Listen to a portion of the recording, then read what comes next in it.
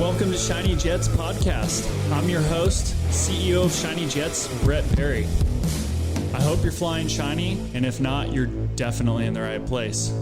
So let's talk about flying shiny, okay?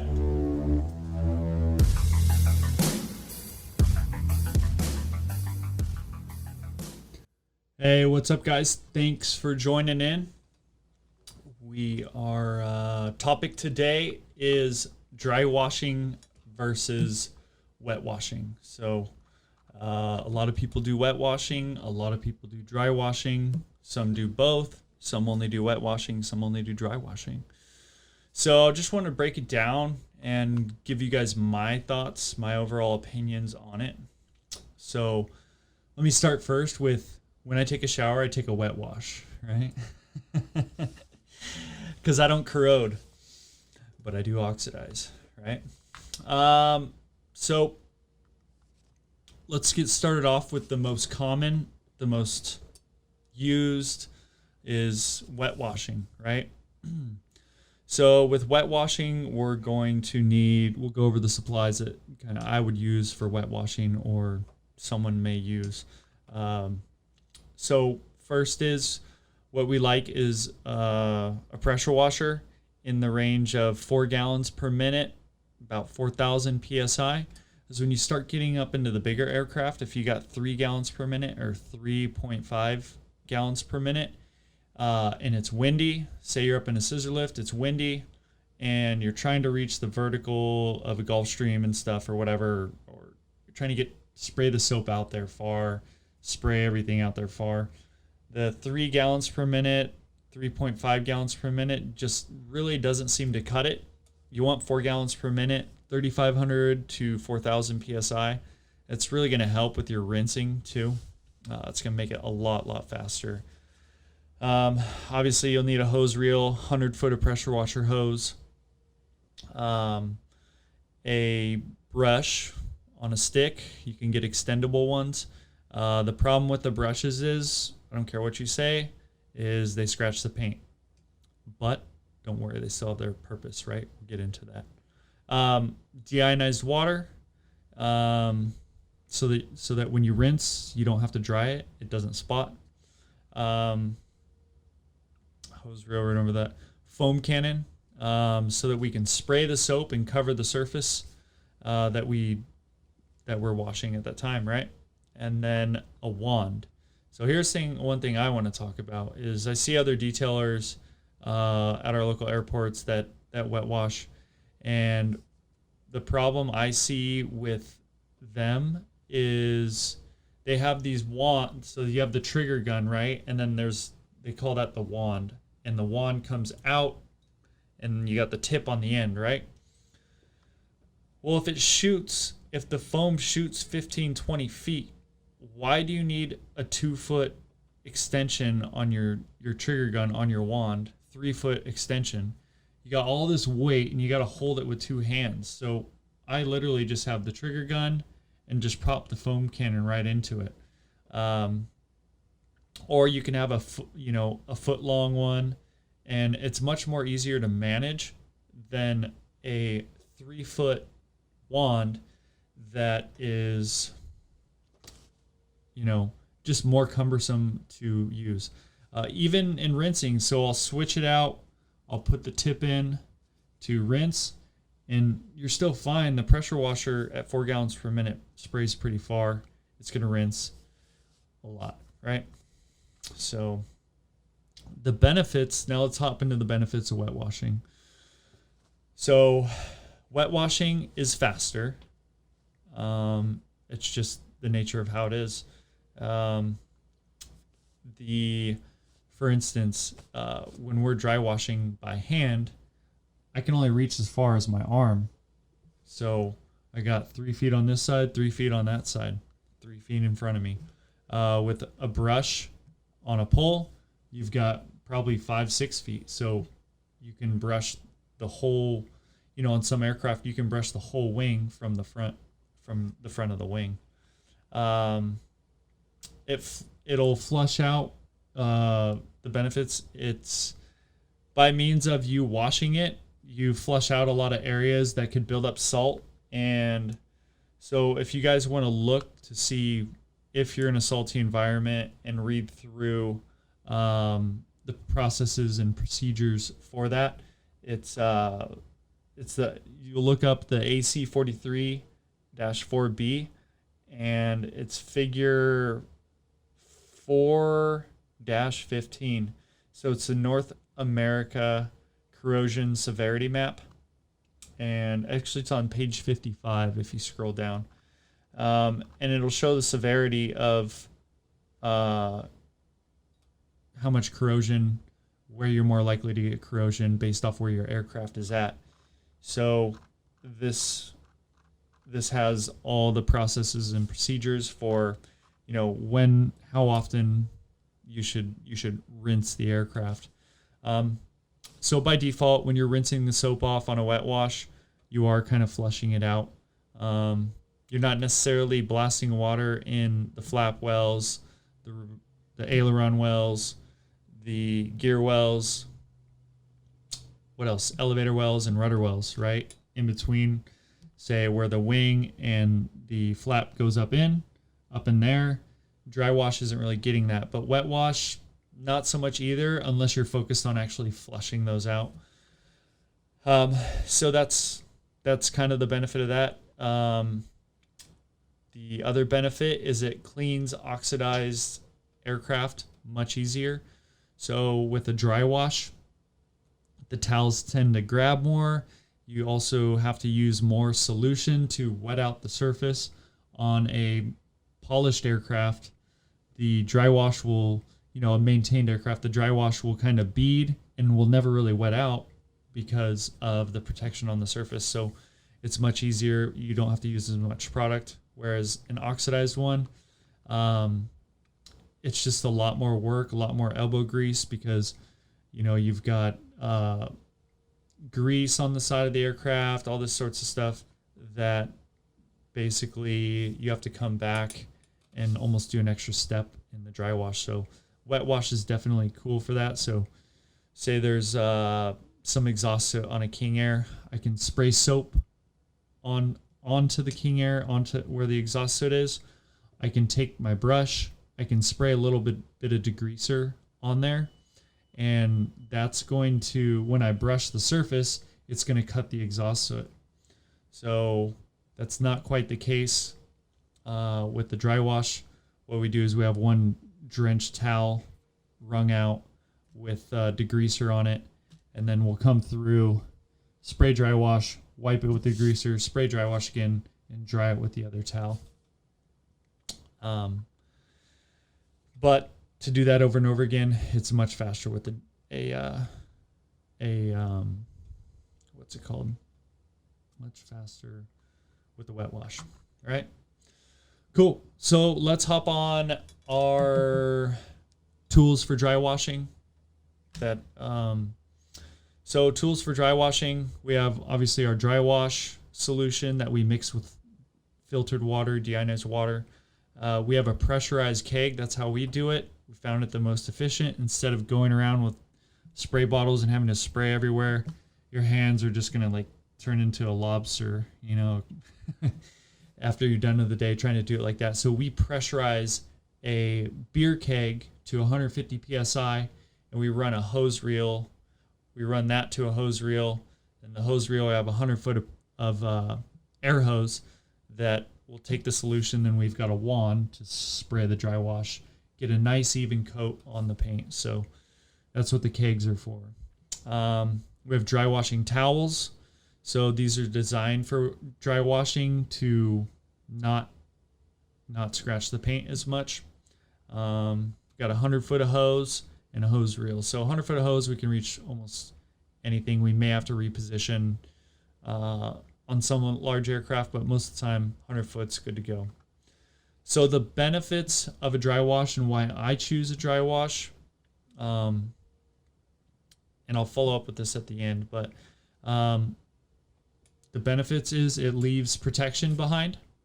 There's more polymers and stuff to help lubricate the surface and keep protection afterwards, right? So a wet wash just uses soap. Sometimes there's some waxes in it, but it doesn't leave as much protection as a dry wash. More gloss. I've noticed over the years the aircraft that we clean versus what other companies clean, ours are holding up with more gloss. Ones that are out on the ramp.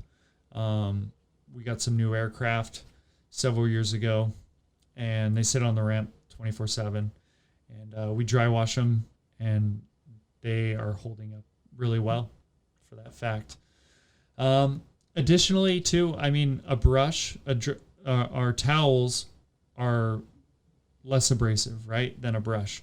So if you're abrading the surface over time, what you're actually doing is creating more surface area for the contaminants to stick and bond to.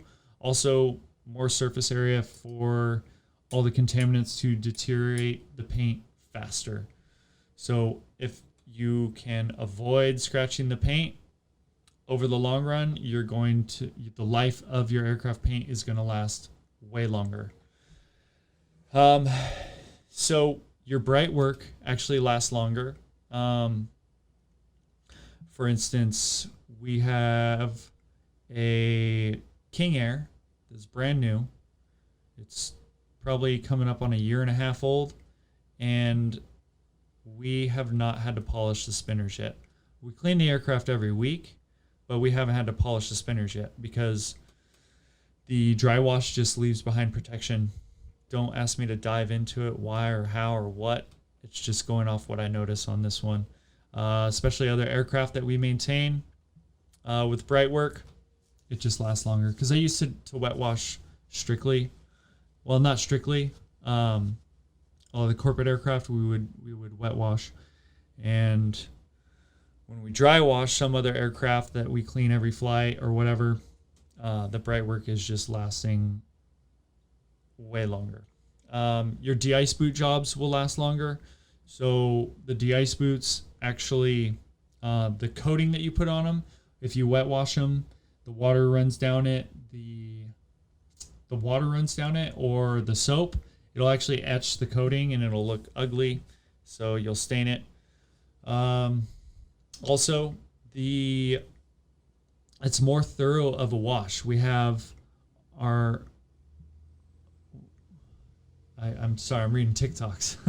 I'm on live on TikTok. So it's more thorough of a wash. We're putting our hands everywhere, wiping every single surface, top, bottom, neutralizing everything. So we see everything up close. We're more able to notice, any squawks that the aircraft may have. Something, the rigging on the landing gear is rubbing, and someone needs to come take a look at it, right? So we're constantly finding things wrong with the aircraft, letting our customers know, helping them out, helping our customers fly safe. So that's why I do like that. It is almost like a mini detail. Good friend of mine that's been a mechanic and pilot for many years, he actually likes to detail the aircraft when he's done. When he's done doing his annual or inspection on an aircraft. That way he gets to see everything that's wrong or could be potentially wrong. So that's the benefit, one of the other benefits of dry washing. So the downfalls of dry washing are you're going to go through lots of towels. You're going to be doing lots of laundry. It just is what it is. It takes longer because you touch every part.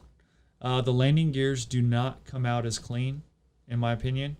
But not everyone wants their whole landing gear just doused in degreaser and then soap and then rinsed with water setting in there. So to each their own. Me personally, I would like it, but if I had my own aircraft, I would prefer to wet wash them. And then you could go back and degrease them or grease them up, clean up the strut, lube the strut. Next is you can't, like we said, you can't brush, like you can't brush like a wet wash. You don't have a brush, right? So you have to reach everything. So you got 3 feet in front of you, 3 feet to the side, 3 feet to the side. That's it. A brush on a stick, however long it is, 5-6 foot. You can reach a lot of areas. So ideally, so that's kind of it. Those are the pros, cons. Pick what you like. If I was to do both, personally, I would pick and choose which aircraft got wet washes and which ones got dry washes. The corporate aircraft, I would prefer that they got dry washes and they were maintained, because it's just, the paint's going to deteriorate not as fast. Aircraft that are oxidized, sit outside, chalky paint, that type of stuff, I would prefer to wet wash those. It's much quicker. You can bump up the pH of the soap by adding a little bit of degreaser to the soap.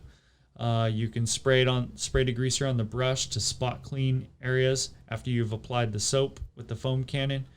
It is so it's actually, on those type of aircraft, it's going to get a deeper wash, right? It's going to get a deeper wash. It's going to pull out the brown in the paint, so it'll appear whiter. But in the long run, over the long run, you are deteriorating that aircraft faster by scuffing up the surface. But again, if it's got oxidation, it's oxidized, really, I don't see that it's a big deal, in my opinion. So there you have it. Appreciate you guys chiming in, listening to the podcast. Share it with your friends. Leave us a review as well. Check out our trainings on shinyjets.com. We've got multiple courses now. We've got a online course that teaches you how to restore, protect, and maintain aircraft. We've got a hybrid course, which is half online, half in person. So you take the online portion, then you show up to class, 3 days of hands-on training. That'll be through January 2023, and then we'll be changing our courses. So everything's going to change on them. So be sure to get in before we change. And then we have our individual service courses. So right now we have live is our de-ice boot course. We'll be adding brightwork polishing, carpet cleaning, leather cleaning, paint polishing, paint correction, those type of things. We have an online course for installers for our new ceramic coating called Fly Shiny. We have Fly Shiny Pro. Then we have our standard ceramic as well. That is for the consumer market. The standard Fly Shiny ceramic comes with a free online course on how to apply the ceramic, how to prep, how to apply the ceramic coating to your aircraft. Fly Shiny Pro, in order to get that, you need to either A, come to our ceramic coating training, which is a 2-day course, or do the online course for applying ceramic coatings. And then our other course that's it. Those are all our courses right now. So we'll have some more coming out pretty soon. Check the dates on shinyjets.com for the ceramic coating course. That's 2 days. We cover lodging. All you have to do is get to the hotel, and we'll shuttle you back and forth to the training both days. We got light lunches, and yeah, it'll be a great time. We'll be right here at the office. The aircraft will be right outside. Yeah, it'll be a blast. So anyways, guys, that's it. That's a wrap. And wanted to add in also one of our sponsors, Infinite Sky Channel. It's a hub for everything aviation. Check them out.